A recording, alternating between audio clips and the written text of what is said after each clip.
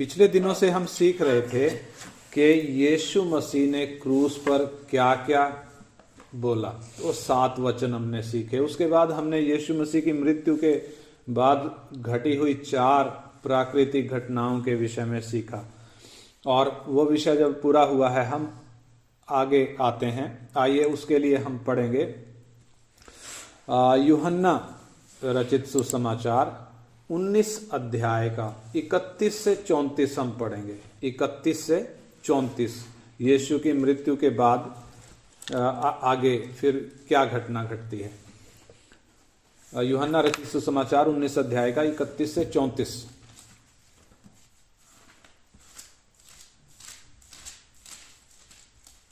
यूहन्ना 19 अध्याय 31 से 34। इसलिए कि वह तैयारी का दिन था, यहूदियों ने पिलातुस से विनती की कि उनकी टांगें तोड़ दी जाएं और वे उतारे जाएं, ताकि सब्त के दिन वे क्रूसों पर ना रहें, क्योंकि वह सब्त का दिन बड़ा दिन था।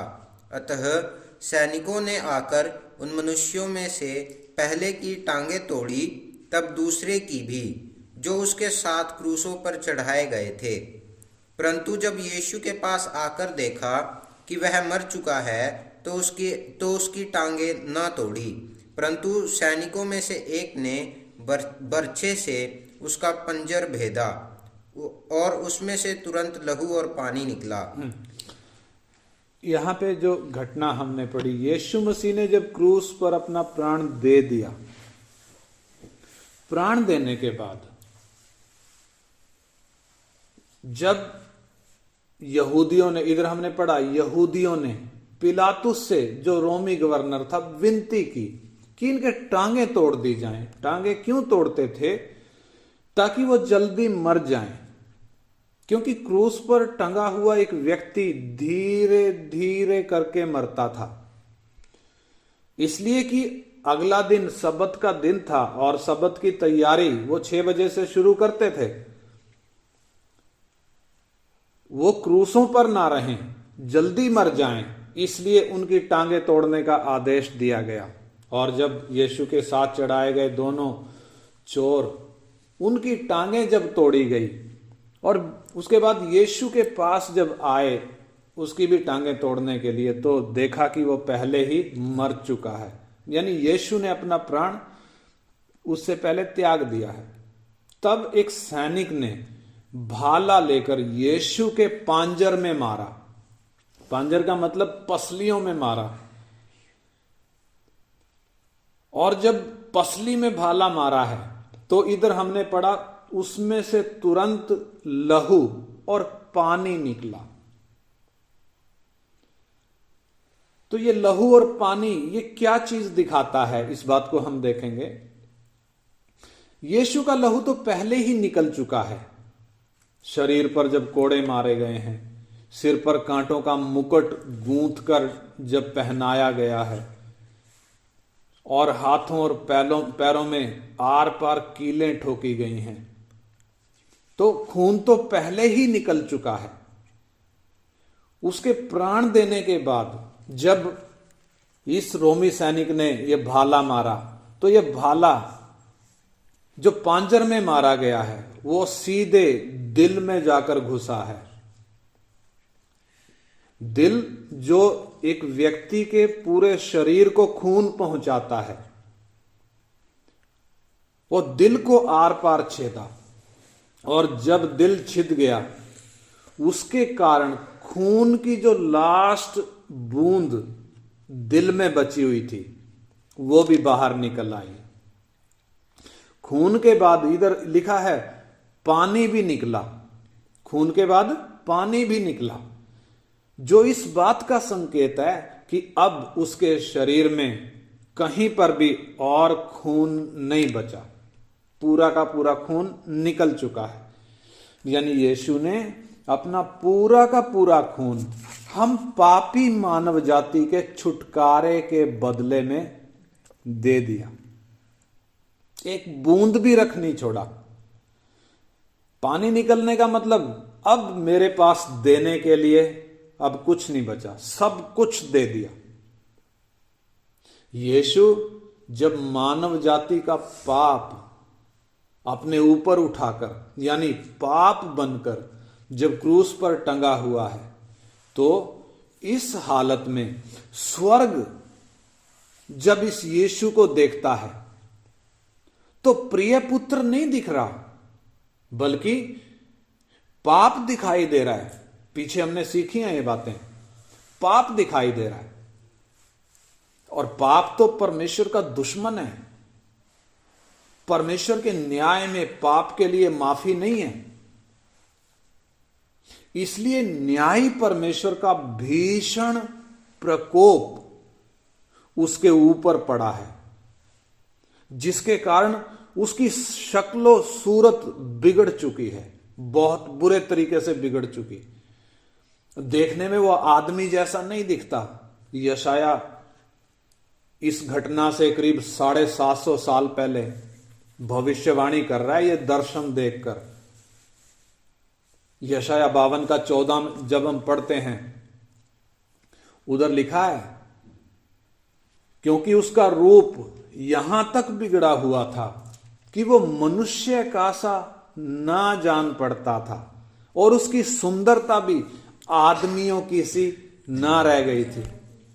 यानी मार मार कर ऐसी शक्ल बिगाड़ दी, ऐसी सूरत बिगाड़ दी, शरीर ऐसा बिगाड़ दिया कि वो आदमी जैसा नहीं देख पड़ता था।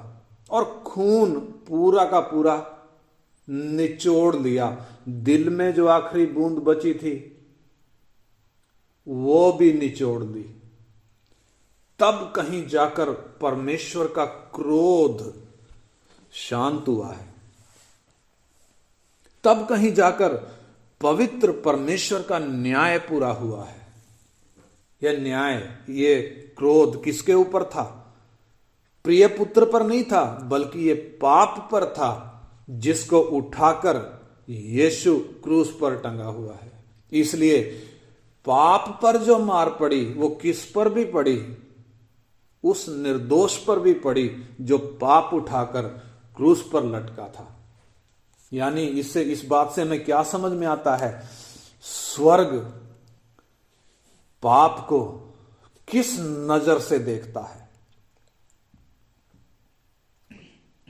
यानी जब एक व्यक्ति को हम देखते हैं जिसने विश्वास किया, जो क्रूस के पास आया, जो इस क्रूस पर टंगे हुए यीशु को देखता है और विश्वास करता है, उसको इस बात का अच्छी तरह एहसास हो जाता है कि पवित्र परमेश्वर पाप को किस नजर से देखता है।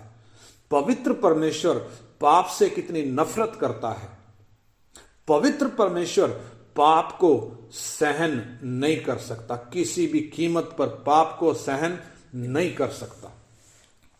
इसलिए एक विश्वासी पाप करने से डरता है। यीशु के पास आकर, कुछ लोग हैं यीशु के पास आ गए परंतु फिर भी डरते नहीं हैं। कुछ लोग हैं पाप करने से डरते नहीं हैं, नाम यीशु का लेते हैं तब भी डरते नहीं हैं। कारण क्या उसके पीछे? क्योंकि उन्हें इस बात का एहसास नहीं है कि परमेश्वर कितना पवित्र है। वो पाप को किसी भी कीमत पर सहेगा नहीं करके, वो एहसास कईयों को नहीं है। इसलिए परमेश्वर हमें अपने वचन में चेतावनी देता है। गलाती 6 अध्याय उसका 7 वचन में लिखा है कि धोखा ना खाओ, परमेश्वर ठट्ठों में उड़ाया नहीं जाता, क्योंकि मनुष्य जो कुछ बोता है वही काटेगा। तो इधर हम क्या देखते हैं? यीशु मसीह का पूरा खून बह गया, पूरा का पूरा खून बह गया। दिल में जो लास्ट बूंद बची थी वो भी निचोड़ ली गई। तो यीशु का खून क्यों बहा, वो बात हम देखेंगे। यीशु का खून क्यों, यीशु को अपना पूरा का पूरा खून देना पड़ा? इस खून में आखिर क्या है? हमने देखा कि यीशु जो पवित्र है, जो पाप से अज्ञात था, जिसने कभी पाप नहीं किया, जो आदम की औलाद नहीं है, आदम जिससे सारी मानव जाति पैदा हुई, उस आदम की संतान नहीं है यीशु, बल्कि पवित्र परमेश्वर कुंवारी के गर्भ में उतरा। इसलिए अपने जन्म के कारण यीशु पवित्र, हमने वो विषय सारे देखे हैं पीछे। तो पवित्र खून क्यों बहाया गया? इस खून की कीमत क्या है? ये खून करता क्या है? क्यों लास्ट बूंद भी निचोड़ ली गई? वो बात हम देखेंगे। सबसे पहली बात हम देखते हैं इसमें कि यीशु का खून हमें परमेश्वर के क्रोध से बचाता है। किसके क्रोध से? परमेश्वर के क्रोध से बचाता है। इस बात को समझने के लिए हम पुराने नियम में जाएं। निर्गमन की किताब जब हम पढ़ते हैं, इस्राएली जब मिस्र की गुलामी में पड़े थे और जब उनको उधर रहते हुए टाइम पूरा हो गया और परमेश्वर जब उनको उधर से निकालने के लिए उतरा है, परमेश्वर ने मूसा को 80 साल तैयार करके उधर भेजा है और उनको छुटकारे के लिए एक फसह का मेमना बलिदान करने के लिए परमेश्वर ने आज्ञा दी। तो उस फसह के मेमने के खून के साथ उन्होंने क्या किया, उसका हम निर्गमन 12 अध्याय में पढ़ सकते हैं। उसका 12 का 6 और 7 वचन हम पढ़ें। 12 का 6 और 7 वचन, निर्गमन 12 अध्याय का 6 और 7 वचन।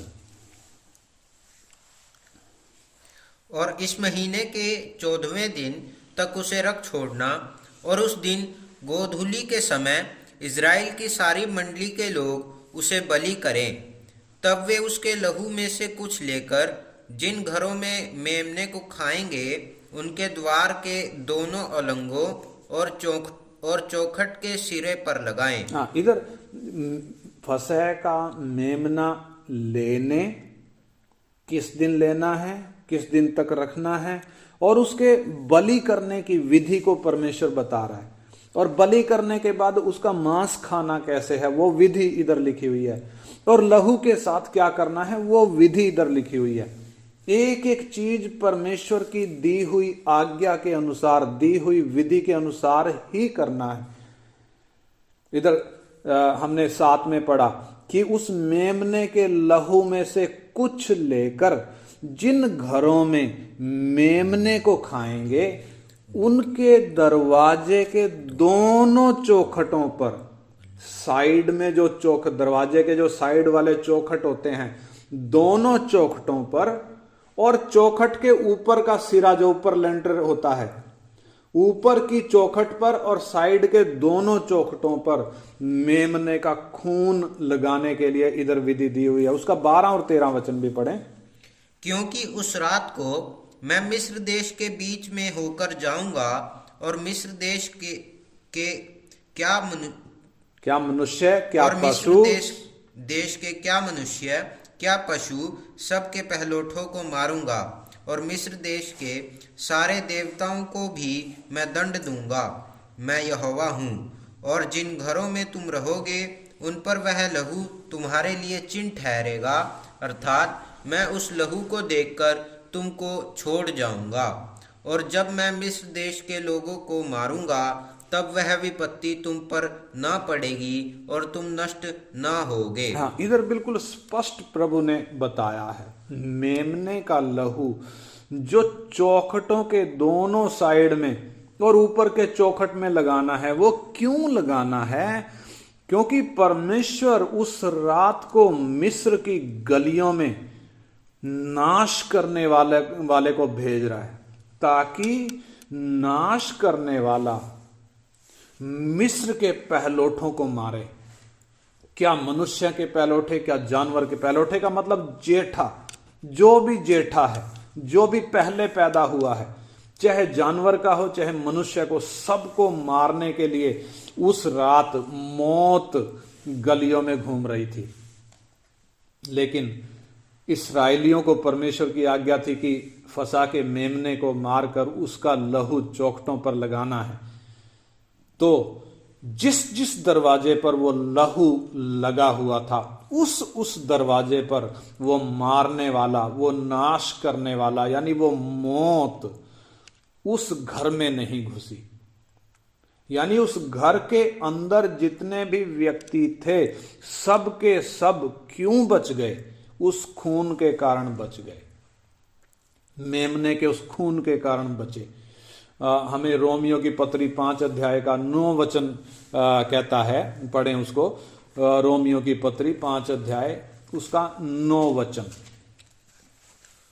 अतः जबकि हम अब उसके लहू के कारण धर्मी ठहरे, तो उसके द्वारा परमेश्वर के क्रोध से क्यों न बचेंगे। हाँ, इधर लिखा है कि हम यीशु मसीह के लहू के द्वारा जब धर्मी ठहरे हैं, तो उसके द्वारा हम परमेश्वर के क्रोध से क्यों ना बचेंगे। यानी जिस प्रकार मेमने के खून के द्वारा इस्राएली बचे, उसी तरीके से वो मेमना, वो फसा का मेमना यीशु मसीह की छाया थी। यीशु मसीह की छाया, यानी वो किसको दिखा रहा है? वो यीशु मसीह को दिखा रहा है। जिस प्रकार उसके खून के कारण इस्राएली बच गए, उसी तरीके से एक व्यक्ति जो यीशु पर विश्वास करता है, उसके खून के कारण किससे बचता है? परमेश्वर के क्रोध से बचता है। वहां पर इस्राएलियों को हम देखें तो फसा के मेमने को क्यों मारना पड़ा? क्योंकि इस्राएलियों को परमेश्वर के क्रोध से बचाना था। इसी तरीके से हमें बचाने के लिए परमेश्वर का मेमना घात हुआ है। हमें बचाने के लिए, जैसे इस्राएलियों को बचाने के लिए फसा का मेमना बलिदान हुआ, इस तरीके से हमें भी बचाने के लिए परमेश्वर का मेमना यानी यीशु घात हुआ। यानी उसकी मृत्यु का कारण कौन है? हम विश्वासी, हम पापी मनुष्य, पापी मानव जाति, यानी उसकी मृत्यु का कारण हम हैं।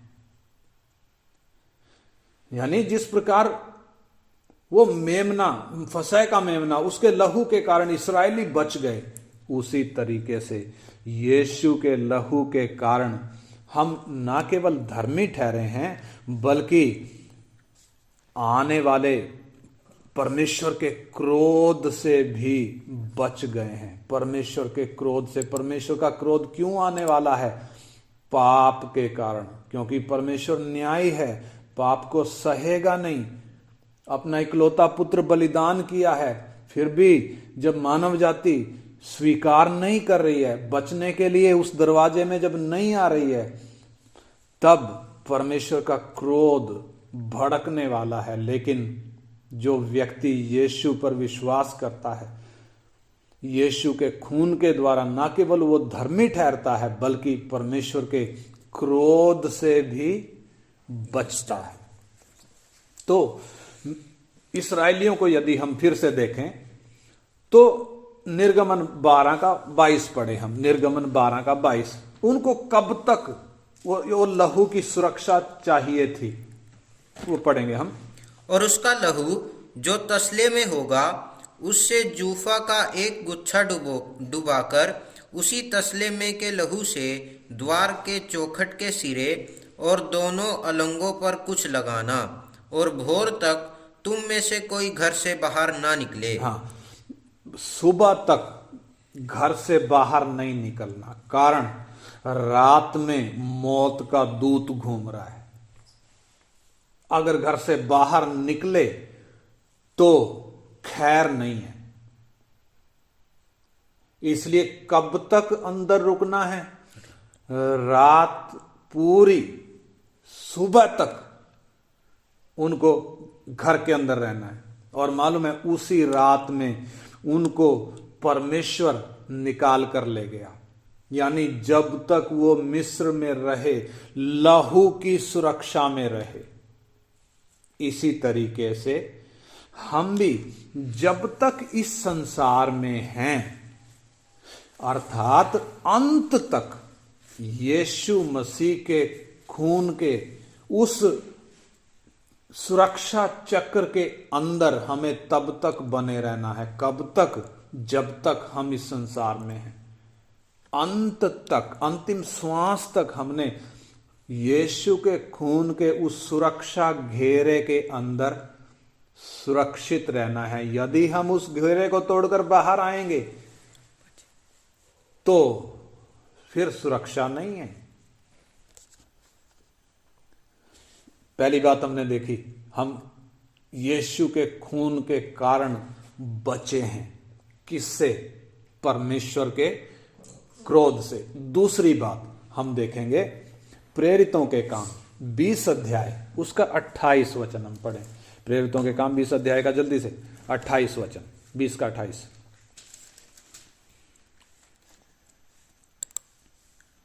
इसलिए अपनी और पूरे झुंड की चौकसी करो, जिसमें पवित्र आत्मा ने तुम्हें अध्यक्ष ठहराया है, कि तुम परमेश्वर की कलीसिया की रखवाली करो, जिसे उसने अपने लहू से मोल लिया है। हाँ, इधर लिखा है कलीसिया को, यानी एक एक विश्वासी को परमेश्वर ने क्या क्या लिखा है इधर? अपने खून से मोल लिया है। अपने खून से क्या किया है? मोल खरीदा है। एक एक विश्वासी को परमेश्वर ने खून देकर मोल खरीदा है। कौन सा खून? वो क्रूस पर परमेश्वर के मेमने का जो खून बहा। एक एक विश्वासी उस खून के द्वारा क्या किया गया है? मोल खरीदा गया है। पहला पत्रस 1 अध्याय का 18-19 वचन भी पढ़ेंगे इसमें हम। पहला पत्रस 1 अध्याय का 18-19 वचन।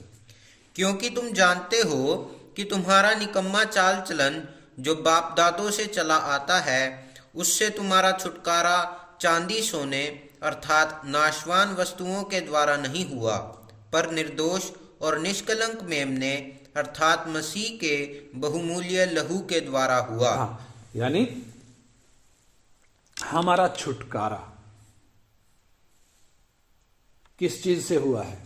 यीशु मसीह के उस बहुमूल्य खून के द्वारा हमारा छुटकारा हुआ है। हमारा मतलब हर एक विश्वासी का, हर एक विश्वास करने वाले व्यक्ति का छुटकारा यीशु के खून के द्वारा हुआ है। यीशु का खून कीमत में देकर एक विश्वासी को मोल खरीदा गया है। तो अब आप अंदाजा लगाइए कि हम किसके हैं?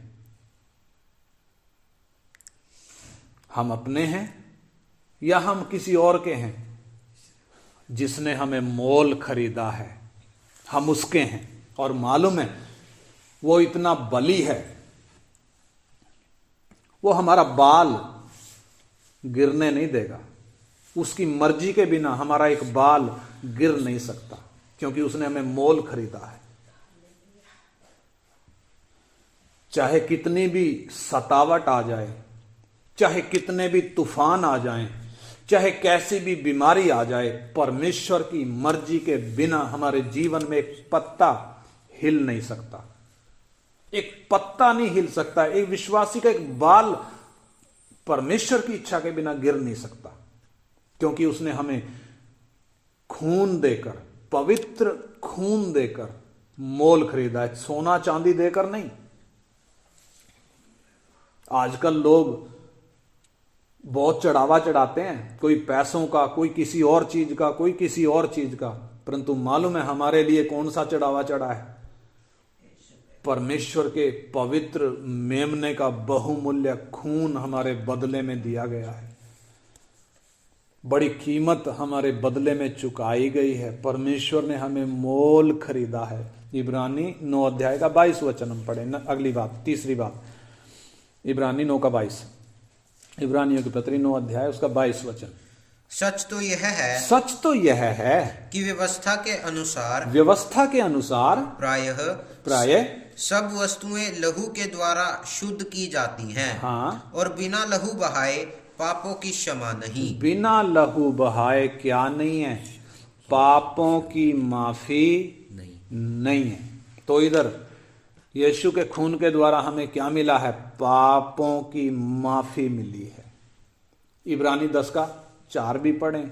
व्यवस्था में जो लहू बहाया जाता था वो जानवरों का लहू बहाया जाता था। इब्रानी 10:4, क्योंकि यह अनहोना है क्योंकि ये अनहोना है, इम्पॉसिबल है कि बैलों और बकरों का लहू पापों को दूर करे। हाँ, ये नामुमकिन है कि बकरों या बैलों का खून, वो व्यवस्था के अनुसार पुराने नियम में जो चढ़ाया जाता था, वो पापों को दूर नहीं कर सकता था। ये इम्पॉसिबल है। इसलिए परमेश्वर का पवित्र मेमना हमारे लिए घात हुआ है। उसके खून के कारण, वो उसने जो अपनी खून की लास्ट बूंद भी दे दी, उस खून के कारण हमारे पाप माफ हुए हैं। इफिसी 1:7 और 8, इफिसियों की पत्री 1 अध्याय उसका 7 और 8 वचन। इफिसियों की पत्री, यानी हमारे बदले में कोई जानवर नहीं, पवित्र मेमना बलिदान हुआ है। हमको उसमें उसके लहू के द्वारा छुटकारा, उसके लहू के द्वारा छुटकारा, अर्थात अपराधों की क्षमा, अपराधों की क्षमा उसके उस अनुग्रह के धन के अनुसार मिला है, जिसे उसने सारे ज्ञान और समझ सहित हम पर बहुतायत से किया। हाँ, यानी हमें पापों की माफी कैसे मिली? कौन से पापों की माफी? जो होश संभालने से लेकर हमने कानून तोड़े थे, परमेश्वर के नियम तोड़े थे, होश संभालने के दिन से लेकर जो हमने गलत काम किए थे, जो हमने कुकर्म किए थे, जो हमने पाप किए थे, जो हमने अपराध किए थे। एक तो पाप वो है जो अंदर है, बीमारी, असली बीमारी पाप जो अंदर है, जिसका इंसान गुलाम है, वो तो अलग है। परंतु जो व्यक्ति जो गलत काम करता है वो अलग है। वो असली बीमारी, उससे तो क्या चाहिए? छुटकारा चाहिए। और जो पाप किए हैं, जो गलत काम किए हैं, उनसे क्या चाहिए? माफी चाहिए। तो हमें हमारे पापों से माफी देने के लिए परमेश्वर ने क्या किया है? अपने पुत्र का खून बहाया है, पवित्र खून बहा है। यानी परमेश्वर का स्वभाव हम देखें, पाप को माफ कर नहीं सकता, क्योंकि सच्चा न्यायी है। अगर वो पाप को माफ कर सकता होता तो स्वर्ग छोड़कर इस धरती पर आकर उसे क्रूस पर अपना खून देना ना पड़ता, स्वर्ग में बैठे बैठे ही हमें माफ कर देता। परंतु उसका न्याय क्या कहता है? पाप के लिए कोई माफी नहीं है। इसलिए पवित्र खून देकर हमारे पाप माफ किए हैं। तो मैं और आप, जब हमारे पाप माफ हो गए, क्या हम पाप करने को दोबारा जाएं? परमेश्वर का आगे इस विषय में आएंगे हम। यानी हमें माफी मिली कैसे? हमने जो गलत काम किए थे, हमने जो अपराध किए थे, हमने परमेश्वर के खिलाफ जो बलवे के काम किए थे, माफी मिली कैसे? उस पवित्र खून के द्वारा। और चौथी बात हम पढ़ें इब्रानी 13:12, इब्रानी 13 अध्याय उसका 12 वचन, जल्दी से। इब्रानियों की पत्री 13 अध्याय का 12 वचन। इसी कारण यीशु ने भी लोगों को अपने ही लहू के द्वारा पवित्र करने के लिए फाटक के बाहर दुख उठाया। इसलिए आओ उसकी निंदा अपने ऊपर लिए हुए छावनी के बाहर उसके पास निकल चले।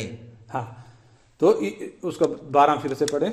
इसी कारण यीशु ने भी लोगों को अपने ही लहू के द्वारा पवित्र करने के लिए फाटक के बाहर दुख उठाया। अब आप बताइए, हमें पवित्र करने के लिए कितनी बड़ी कीमत चुकाई गई है। हमें क्या करने के लिए? हम जो पाप की दलदल में धसे हुए थे, हम जो पापी थे, हम जो दोषी थे, हम जो पवित्र परमेश्वर से दूर थे, उसके पास आने के लायक नहीं थे, पवित्र परमेश्वर की उपस्थिति में आने के हम लायक नहीं थे, यीशु के खून के द्वारा पवित्र किए गए हैं। क्यों पवित्र किए गए हैं? ताकि हमारा मेल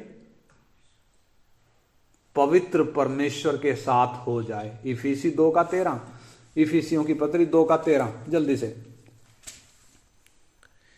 पर अब मसीह यीशु में तुम जो पहले दूर थे, मसीह के लहू के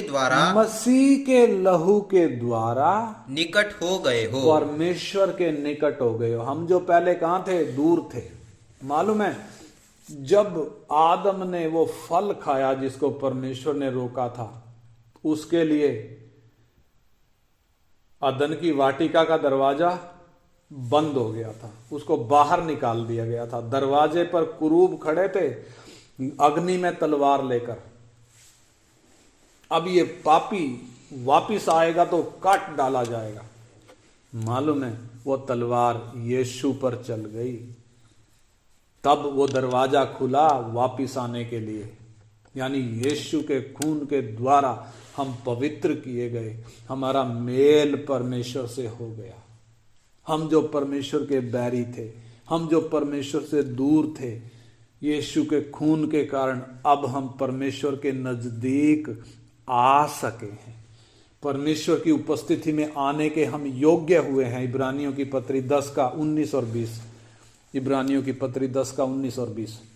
इसलिए हे भाइयों, जब हमें यीशु के लहू के द्वारा उस नए और जीवते मार्ग से पवित्र स्थान में प्रवेश करने का हियाव हो गया है, जो उसने पर्दे अर्थात अपने शरीर में से होकर हमारे लिए अभिषेक किया है। इधर दोबारा पढ़े 19। इसलिए हे भाइयों, जब हमें यीशु के लहू के द्वारा उस नए और जीवते मार्ग से एक नया और जीवता मार्ग खुल गया। पवित्र स्थान में प्रवेश करने का हियाव हो गया है। कहाँ प्रवेश करने का? हमने देखा था ना, यीशु की जब मृत्यु हुई, यीशु ने जब प्राण त्यागा, मंदिर का पर्दा ऊपर से नीचे फटकर 2 टुकड़े हो गया। यानी एक पापी व्यक्ति को, जो पाप से मन फिराएगा, यीशु पर विश्वास करेगा, उसके लिए क्या खुल गया?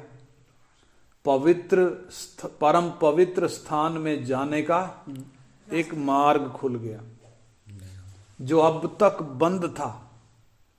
यीशु के खून के द्वारा मुझे और आपको पवित्र परमेश्वर के पास आने का कितना बड़ा अवसर मिला है। किसके पास आने का? आप जरा सोच कर देखें।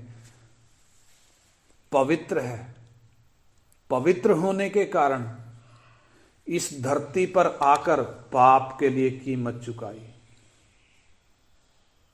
क्यों कीमत चुकाई? ताकि ये पापी इंसान पाप से मन फिराकर अब उस नए दरवाजे में होकर पवित्र परमेश्वर के पास आ सके। तो यीशु के खून के द्वारा हमें परमेश्वर की पवित्र उपस्थिति में आने का क्या मिल गया? अवसर मिल गया, साहस हो गया। और 7वीं बात हम देखेंगे इब्रानी 9:14, इब्रानियों की पत्री 9 अध्याय का 14 वचन। तो मसीह का लहू जिसने अपने आप को सनातन आत्मा के द्वारा परमेश्वर के सामने निर्दोष चढ़ाया, तुम्हारे विवेक को मरे हुए कामों से क्यों ना शुद्ध करेगा, ताकि तुम जीवते परमेश्वर की सेवा करो। ताकि तुम क्या कर सको? जीवते परमेश्वर की सेवा कर सको। यानी यीशु ने अपना पवित्र खून निर्दोष क्यों चढ़ाया? ताकि हम पवित्र परमेश्वर की सेवा कर सकें। यानी यीशु का लहू हमें इस लायक बनाता है कि हम जीवते परमेश्वर के ना केवल नजदीक आ सकें बल्कि उसकी सेवा कर सकें, क्योंकि यीशु का खून हमें हमारे विवेक को शुद्ध करता है, हमारे विवेक को मरे हुए कामों से छुड़ाता है, साफ करता है, शुद्ध करता है, पवित्र करता है। और 8वीं बात जल्दी से फिर से हम पढ़ेंगे, रोमी 5:9, जो पहले भी पढ़ा था हमने, रोमी 5:9, रोमियों की पत्री 5 अध्याय का 9 वचन। अतः जबकि हम अब उसके लहू के कारण धर्मी ठहरे, हाँ, तो उसके द्वारा परमेश्वर के क्रोध से क्यों ना बचेंगे। हाँ, पहले हमने देखा था यीशु के खून के द्वारा हम परमेश्वर के क्रोध से बचे। अभी इसका पहला हिस्सा, यीशु के लहू के द्वारा हम धर्मी ठहराए गए हैं। देखो, पवित्र परमेश्वर का अगर हम न्याय देखें, वचन में यदि हम पढ़ के देखें, परमेश्वर साफ कहता है तुम दोषी को निर्दोष नहीं ठहराना और निर्दोष को दोषी नहीं ठहराना। अरे हम तो दोषी थे, परमेश्वर ने हमें निर्दोष कैसे ठहराया, हमें धर्मी कैसे ठहराया? यीशु के खून के कारण, यानी पूरी की पूरी कीमत चुकाकर तब हमें परमेश्वर ने धर्मी ठहराया है। अगर हम देखें तो यीशु का खून सारी मानव जाति के सिर पे है, सब पर उसके खून के छिंटे हैं, हर कोई दोषी है। लेकिन हर एक वो व्यक्ति जिसने मान लिया कि हाँ, हे परमेश्वर, यीशु की मौत का जिम्मेदार मैं हूं, यीशु की मौत का दोषी मैं हूं, जिसने यह मान लिया, परमेश्वर उसको धर्मी गिनता है। लेकिन जो मान नहीं रहा, मालूम है, उस धर्मी का, उस पवित्र का वो निर्दोष खून सिर पर है, बदला लिया जाएगा। लेकिन जिसने मान लिया, हाँ, मैं यीशु की मौत का जिम्मेदार हूं, परमेश्वर उसको धर्मी ठहराता है।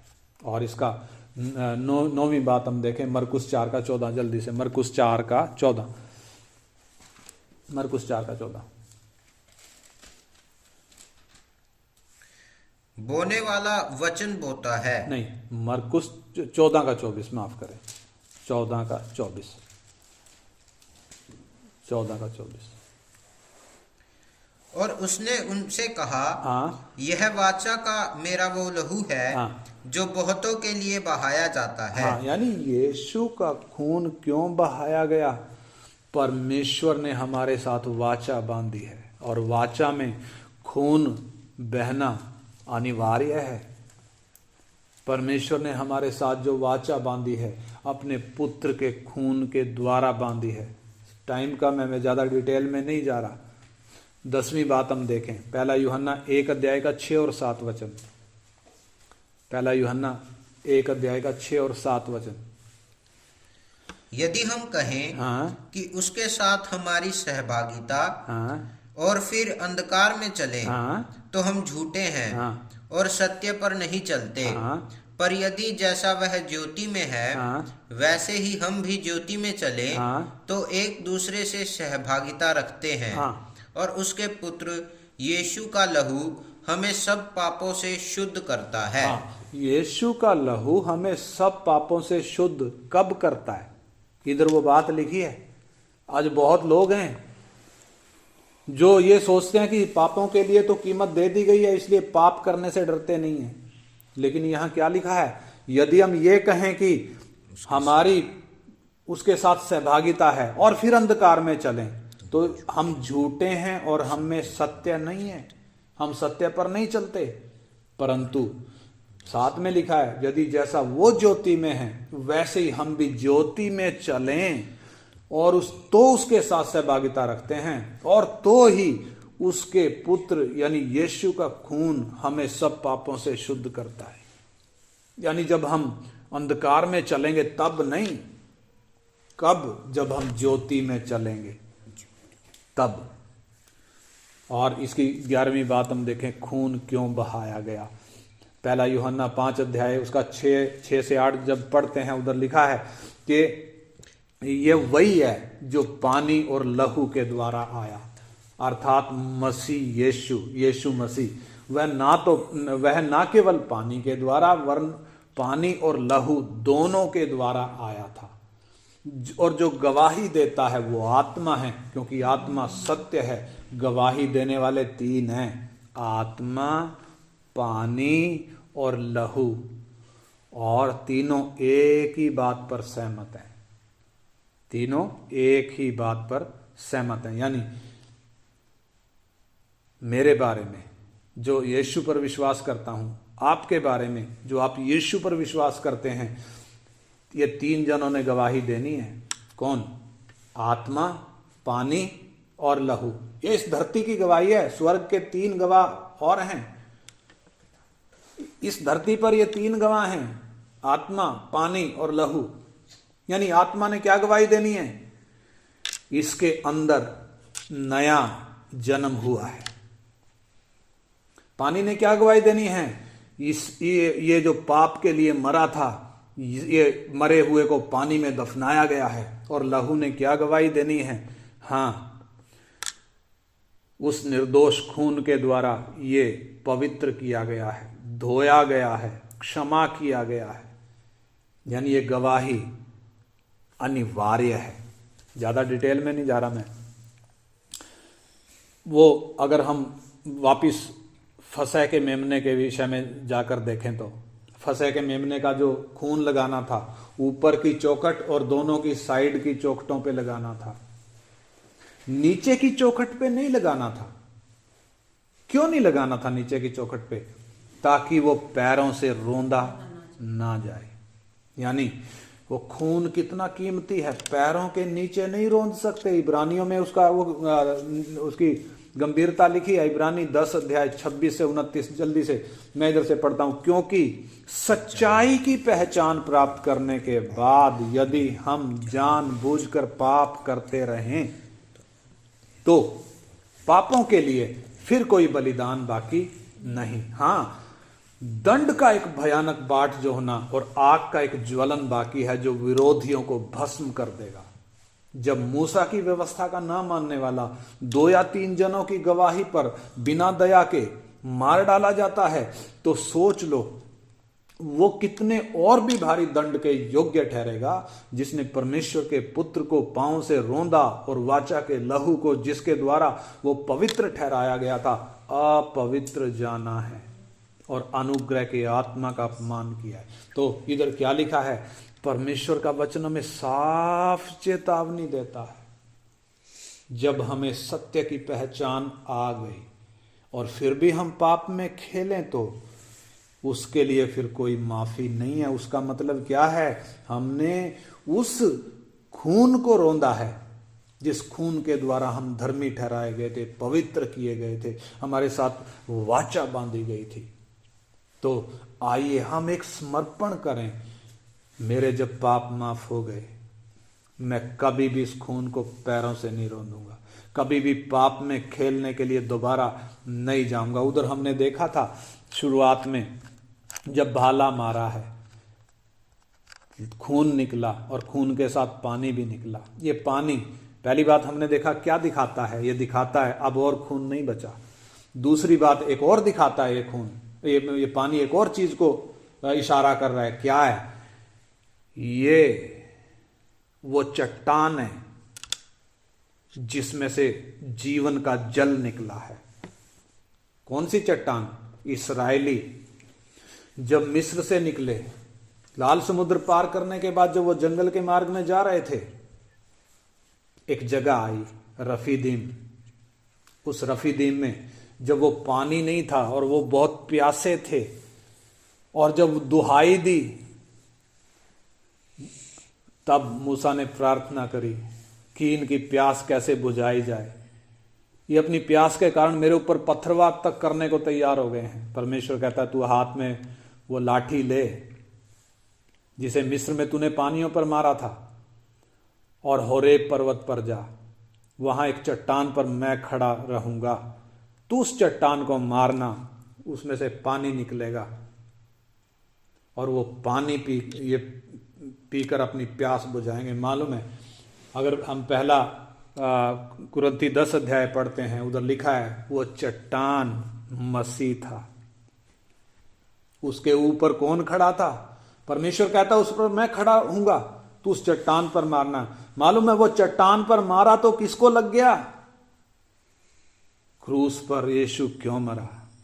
ये वो चट्टान है जिसने अपना प्राण देकर हमारे लिए जीवन का जल निकाला है। ये पानी उस बात की पहचान है, ये वो चट्टान है जिसमें से जीवन का जल निकला है।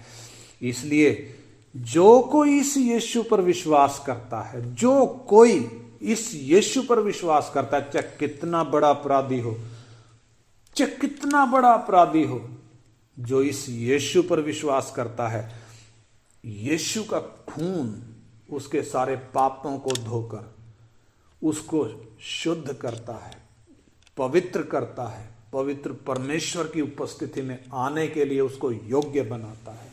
इसलिए आइए मैं और आप विचार करके देखें, क्या वास्तव में मेरे पाप धोए गए हैं? क्या वास्तव में मेरे दाग, जो पाप के दाग थे, वो धोए गए हैं? अगर अभी तक नहीं धोए गए तो बिना देर किए आइए उस क्रूस की ओर ताकें। कौन लटका है? एक निर्दोष मेरा पाप उठाकर लटका है। आइए अपने पापों से मन फिराएं। आइए परमेश्वर को पुकारें, हे परमेश्वर मेरे पाप माफ कर। नीति वचन 28 अध्याय उसका 13 वचन हम पढ़कर प्रार्थना करेंगे। नीति वचन 28 अध्याय उसका 13 वचन, जल्दी से हम। जो अपने अपराध छिपा रखता है, जो अपने अपराधों को छिपा कर रखता है, उसका कार्य सफल नहीं होता। उसका कार्य सफल नहीं होता। परंतु जो उनको मान लेता, लेकिन जो अपने अपराधों को मान लेता और छोड़ भी देता है, उस पर दया की जाएगी। उस पर दया की जाएगी। इसलिए आइए हम अपने अपराधों को मान लें। हम अपने अपराधों को ना केवल मान लें, छोड़ भी दें। पश्चातापी और टूटे मन के साथ आइए हम प्रभु यीशु की ओर फिरें। वही एकमात्र योग्य है जो पापों को माफ कर सकता है। वही एकमात्र योग्य है जो जीवन का जल दे सकता है। आइए हम प्रार्थना करें। हमारे स्वर्गीय पिता, पवित्र वचन के लिए धन्यवाद। इस सामर्थी और जीवित वचन के लिए धन्यवाद। प्रभु ये वचन हम एक एक के जीवन में कार्य करे। जिसके कान में जाए प्रभु ये वचन, प्रभु उस जीवन में कार्य करे। बाप आपके हाथ में सौंपते हैं। सब आदर और महिमा आपके योग्य नाम को देते हैं। यीशु मसीह के पवित्र नाम में मांगते हैं। आमीन। आमीन।